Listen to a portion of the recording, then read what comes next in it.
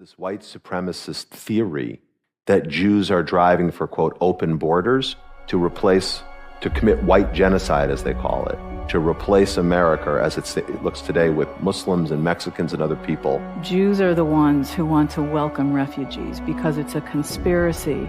And the truth is that, yes, there are Jews in Pittsburgh who are working to resettle refugees. That is true. White Americans who feel that they're losing their country, they're losing ownership of the country. And they're right. I mean, we are becoming more diverse, more multicultural, and they are, in the end, they are not the future. In the end, the power they still have will go away. That we're witnessing the end of white America as we know it. The question is, how long and how expensive will the funeral be?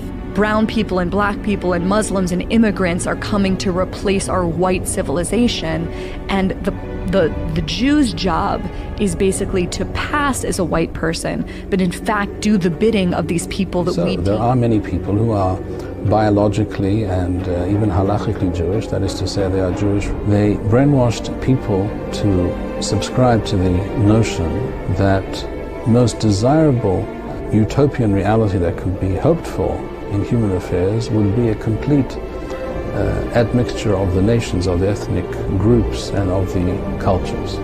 It's a kind of utopia, just the fact that the whole world will mix up with each other, that in, I don't know, 70, 80 years, there will be no white people anymore and only cappuccino-colored people. Look, that's the only way. This is the only solution. But when the diversity becomes so extreme that you have almost like balkanized groups, that there are no actual traditional communities, all the traditional communities are outnumbered completely by newcomers, and the newcomers keep on and on rolling in, it has a very alienating effect.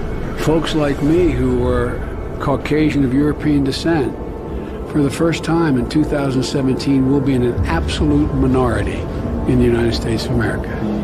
Absolute minority. Fewer than 50% of the people in America from then and on.